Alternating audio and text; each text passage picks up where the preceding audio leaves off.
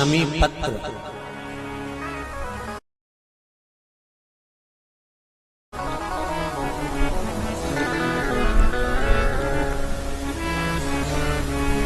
शंकर भगवान पर चढ़ाई गई शमी पत्र आस्तिक मुनि का नाम लेकर, कौन से मुनि? आस्तिक मुनि का नाम लेकर शमी पत्र को वापस उठाकर उसको अपने दरवाजे की चौखट पर कहीं पर भी या द्वार पर कहीं पर भी एक ओर रख देने पर घर के अंदर, बगीचे के अंदर सर्प प्रवेश नहीं करता। ध्यान रखिए, सर्प प्रवेश नहीं करेगा। शमी पत्र समर्पित करने पर, उस शमी पत्र को आस्तिक मुनि का स्मरण करने पर, कौन से मुनि है? आस्तिक मुनि का स्मरण करने पर भीतर घर के अंदर बगीचे में सर्प भी प्रवेश नहीं। उस शमी पत्र में जया, विषहरा, शामली वारी, दौतली और देव, ये पांचों कन्याओं का भाव प्रकट हो जाता है और वो कन्याएं हमारे घर के द्वार की रक्षा करती हैं। तुम्हारे घर की बहन बेटी क्या करती है? तुम्हारे घर की बहन बेटियां क्या करती हैं? घर में बहन बेटी आती हैं तो बद्दुआ देकर नहीं जाती। घर में कन्याएं रहती हैं, बद्दुआ नहीं देती। घर की बेटियां जब दरवाजा छोड़कर शादी कर वाले दिन, विदाई के दिन अगर जाती भी हैं तो बेटियां हाथ में धान भरकर फेंक कर जाती हैं कि मेरा मायका खूब फले फूले आगे बढ़े। छापे लगाकर चली जाती हैं कि हमने हमारी जीवन की सारी दौलत, जीवन का सारा सुख अपने मायके में दे दिया है। वो बेटियां तो जया, विषहरा, शामली बारी, दौतली, देव, ये उस घर में निवास करती हैं जिससे ये घर में हम रक्षा कर सकते, रक्षा कर सकते।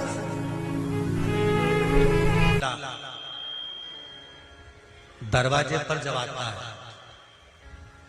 मटकी में जो दिया लगाया जाता है, सालीहों लेके खड़ी होती है कन्याओं, वो मटकी में एक बत्ती का दिया लगता है कि 4 बत्ती का लगता है? जम के बोले 4 बत्ती का लगता है ना? 4 बत्ती का दिया, क्योंकि हमारे यहाँ शुभ कार्य हो रहा है, 4 बत्ती का दीप लगाया। तुम्हारे यहाँ प्रतिदिन घर में आरती करते होगे तो जो घी के डब्बे में भींगी भींगाई बत्ती रखी रहेंगी, उसको निकाल के धर देते। बोलो सही है गलत है? निकाल के धरी, माचिस से लगाई, तन मन धन सब कुछ तेरा, और आरती कर पुरा के, घंटी बजा के, भोग लगा के, शक्कर रख के, भगवान को प्रणाम करके चली जाती। अब तुम्हारे यहाँ सत्यनारायण भगवान की तुमने कथा करवाई तो जो घी की बत्ती लगी वो तो लगी, उसके अलावा एक दिए में कपूर अलग से लगाया। मतलब कितनी बाती हो गई? एक घी की हो गई, एक कपूर की आरती हो गई। जजमान लोग यहाँ आरती करते हैं, उसके बाद में कपूर फिर जला देते हैं। उसका कारण क्या? अधिकता में फल प्राप्त करना, अधिकता में फल देना।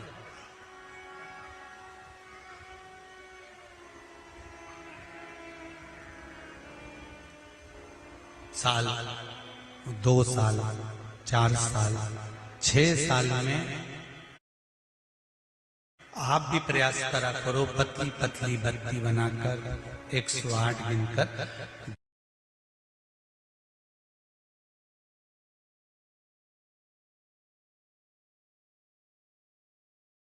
घी में जब उसको पूरी बांध लो, घी में भिगो कर रख लो। कोई घर में विशेष कार्य हुआ या कहीं तीर्थ गए, कहीं गंगा जी के घाट पर गए, सरयू, मंदाकिनी, नर्मदा, गोदावरी, छिपरा, आदि कादि के घाट पर गए तो उस बत्ती को प्रकट कर कर जलाकर रख दिया। क्या होता है उससे? माता सती ने कौन सा पुण्य करा था जो शंकर भगवान के कंधे पर शव पड़ा हुआ था और शंकर नाच रहे थे? वो सती का पुण्य था कि वो कभी एक सामग्री से शिव को प्रसन्न नहीं करती थी, बहुता में देकर शंकर को रिझाती थी। इसलिए शिव ने उसको अखंडता प्रदान की। शंकर भगवान ने अखंडता दी है उसको, अखंडता।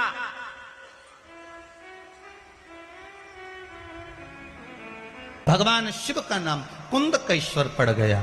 एक बात का हमेशा ध्यान रखिए, जब राह में चलते हुए, कोई कार्य को करते हुए, कोई आगे बढ़ते हुए, कोई बीच में अगर अटकल आ रही है, कुछ कार्य अटक गया है, तो कुंदकेश्वर महादेव का स्मरण करिए। कौन से महादेव का करना है? कुंदकेश्वर।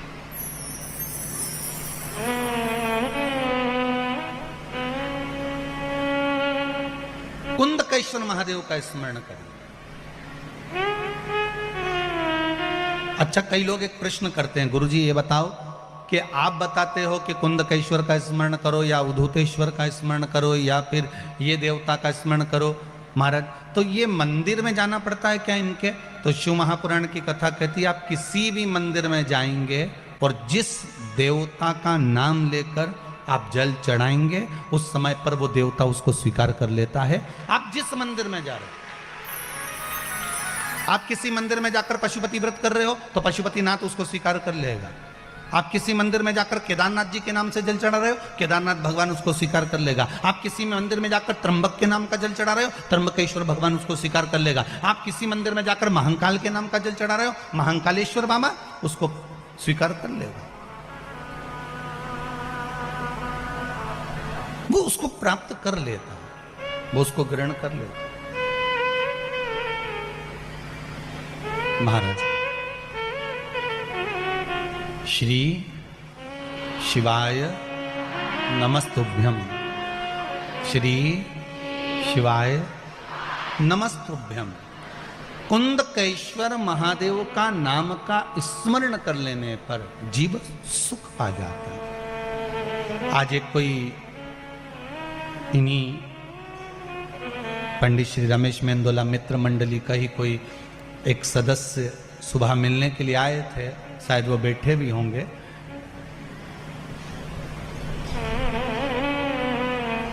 वो जांच की रिपोर्ट लेकर आए थे, उनकी कुछ परेशानियां थी।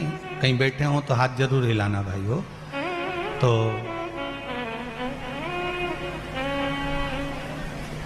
मस्तक पर उनके बिंदी लगी हुई थी और उन्होंने कहा गुरुदेव, डॉक्टर ने इतनी सारी बीमारियां बता दी थी और बहुत घर के लोग टेंशन में आ गए थे, पर मेरे घर के माताजी ने कुछ उपाय भगवान शंकर के कुंदकेश्वर महादेव के करे और कहा 3-4 दिन से कथा सुन रहे हैं ना, और गुरुजी बोल रहे हैं कि 3 महीने में रिजल्ट आएगा। अगर मैंने दिल से शिव महापुराण की कथा सुनी है तो तू आज जांच करा के आ, सारी जांच भगवान शंकर के भरोसे पर आएगी। वो अगर कथा में बैठे हो तो जरूर हाथ हिलाना भाई हो। तो उन्होंने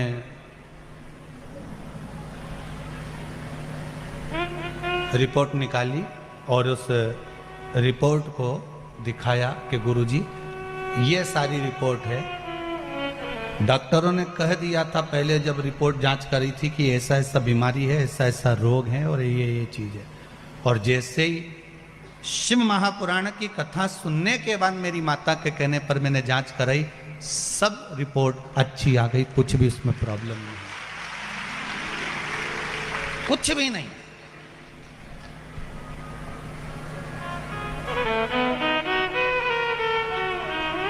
आप बाबा पर विश्वास करते हो तो बाबा आपका साथ देता है।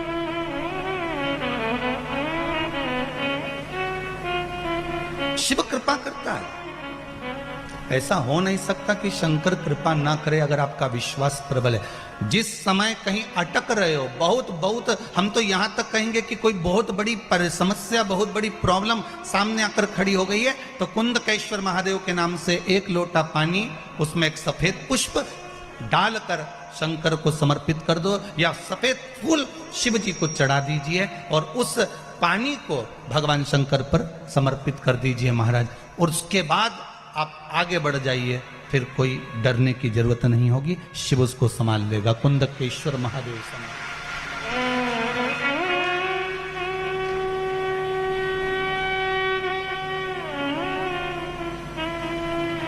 फिर वो देवाधिदेव महादेव उसको संभालेगा, उसके सिवाय कोई दूसरा संभाल भी नहीं सकता।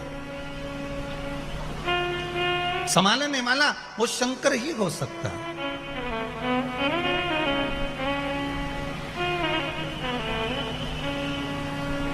बोलो कुंदकेश्वर महादेव।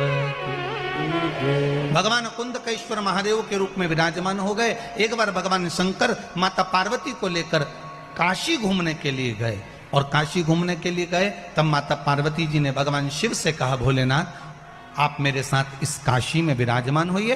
शंकर पार्वती काशी में विराजमान होने के लिए बैठे ही थे, इतने में भगवान शंकर को याद किया गया, तो शिव जी बैकुंठ के लिए भगवान विष्णु से मिलने के लिए चले गए। माता पार्वती के नैनों में जल भर गया, आप हमारे साथ आए हो, भ्रमण करने के लिए आए हो, और आप हमें अकेला छोड़कर जा रहे हो। शंकर भगवान ने कहा, चिंता मत कर पार्वती, सामने अशोक का वृक्ष है, इस अशोक के वृक्ष से जो तू मांगेगी तुझे प्राप्त हो जाएगा, तेरा एकांत समाप्त हो जाएगा। महाराज पीला चंदन, बेलपत्री के दोनों पत्ते पर, लाल चंदन बीच वाले पत्ते पर, शिव मंदिर में जाकर जहां पर शिव मंदिर में ये शिवलिंग है, ये जलाधारी है, ये माता पार्वती का हस्त कमल है जहां शिवलिंग रखा है, ये भाग है, राइट में गणेश जी, लेफ्ट में कार्तिकेय जी, बीच में अशोक सुंदरी है। समझते ना सब लोग? ऊपर से जो बूंद बूंद पानी गिर रहा है, शंकर भगवान की 5 लड़कियां हैं, जया, विषहरा, शामरी बारी, दौतली और देव। शंकर भगवान के 13 बच्चे हैं, उस 13 बच्चे में से 5 कन्याएं शिव जी के ऊपर है। पांचों का नाम आप सब बोलेंगे, जया, विषहरा, शामरी बारी, दौतली और देव। ये शिव जी की 5 लड़कियां जो शिव जी के ऊपर एक एक बूंद पानी गिरा रही हैं, जो जलाधारी लगती है और शिव जी की 5 बेटियों के नाम से लगती है। शंकर भगवान की 6 नंबर की बेटी अशोक सुंदरी है, जहां से जल बहता है बीच में एक मोटी सी लाइन रहती है, वो शिव जी की छोटी लड़की है अशोक सुंदरी। जहां शिवलिंग रखा हुआ है, गोल जो भाग होता है वो माता पार्वती जी का हस्त कमल, राइट में गणेश जी, लेफ्ट में कार्तिकेय जी, जहां से पानी बह रहा होता है। पानी गिरने के बाद में जितनी दूर तक मंदिर के फर्श से निकलकर जितनी दूर तक जाता है, वहां 33 कोटि देवी देवताओं का निवास होता है, इसलिए शंकर जी के जल को लांघा नहीं जाता।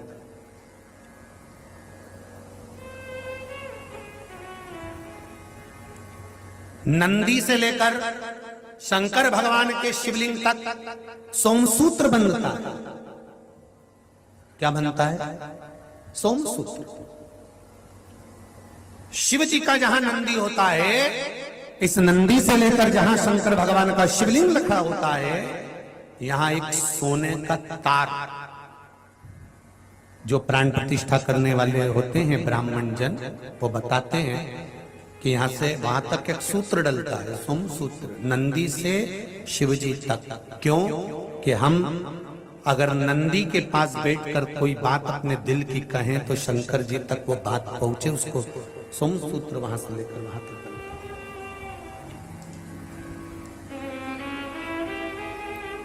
अब तो प्रतिष्ठा के समय पर सोने की वो तार डालते कि नहीं डालते वो पता नहीं, पर शिव मंदिर का नियम है, छोटा सा भी अगर शिव मंदिर बना रहे हो, बड़ा भी बना रहे हो, तो नंदी से लेकर शिवलिंग तक एक सूत्र डलना चाहिए सोने का तार, वो भूमि के अंदर ही होना चाहिए।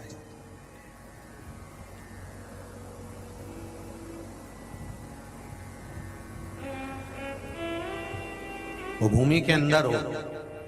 जब फर्श लगे तो उसके अंदर कि यहाँ नंदी बैठेगा, तो यहाँ से लेके यहाँ तक शिव जी है, यहाँ से यहाँ तक एक तार डाल दिया, एक सूत्र बांध दिया।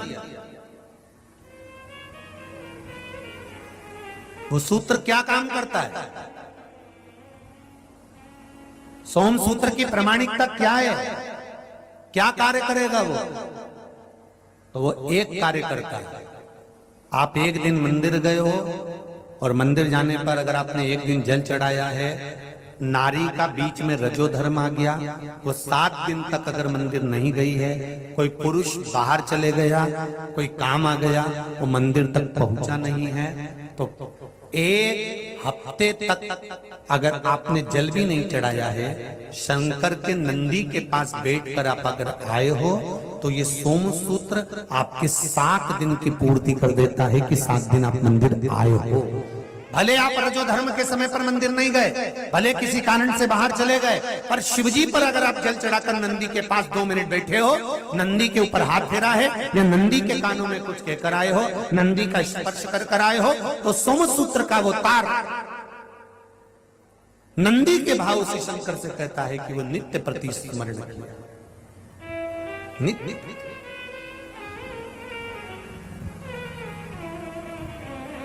महाराज तो बेलपत्री, दोनों में पीला चंदन, बीच में लाल चंदन, और जो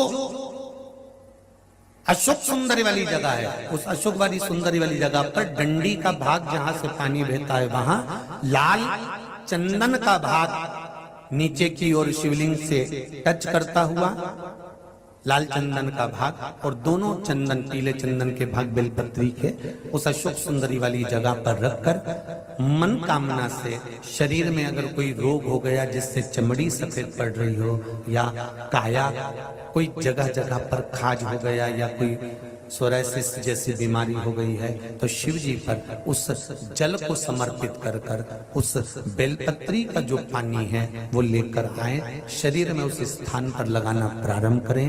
धीरे धीरे लगभग 15 से 20 दिन तक अगर क्रम करा और श्री शिवाय नमस्तुभ्यम का जाप किया, ये निश्चित है काया अपने रूप में आना प्रारंभ हो जाती है, निश्चित। पर प्रयास करना, सोमसूत्र वाला स्थान प्रयास करना।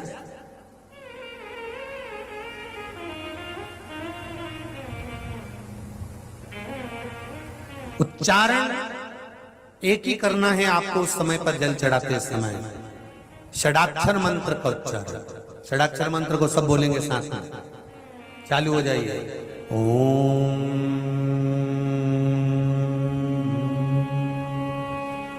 नमः शिवाय,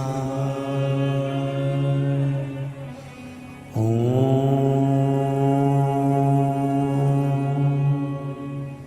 नमः शिवाय, ओम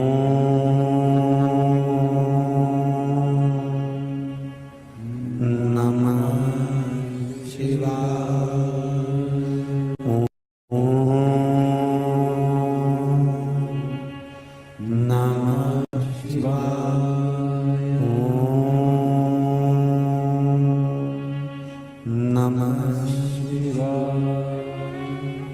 षडाक्षर मंत्र का जाप करेंगे जल चढ़ाते समय। सेमरी हरचन की कथा में कहा था, रायसेन की कथा में वर्णन किया था, और हाले कोसा में जो साहू परिवार ने कथा कराई थी उसमें वर्णन किया था कि सूर्य नारायण भगवान को हम जब जल देते हैं, जल की धार एकदम पतली चलना चाहिए, एकदम पानी उंडेल कर नहीं आना, थोड़ा धीरे धीरे स्लो। जिस माता के या किसी भाई के तन पर पूरे स्थान में अगर कहीं कैंसर की गांठ भी बता दी है, और अगर आप सूर्य नारायण भगवान को प्रातः के समय पर उसको देखकर जल में सूर्य की किरणों को देखकर जल छोड़ रहे हैं, सूर्य को अर्घ दे रहे हैं, और वो जल की धार आपके कैंसर वाली जगह पर या गांठ वाली जगह पर उस सूर्य की किरण पानी में से आपके उस स्थान पर पड़ रही है जहां पर गांठ है, तो आप 1 या 2 महीने तक लगातार जल चढ़ाएंगे, उसके बाद जाकर जांच कराइए, गांठ धीरे धीरे गलना प्रारंभ हो गई होगी। सूर्य के अर्घ में वो बल होता।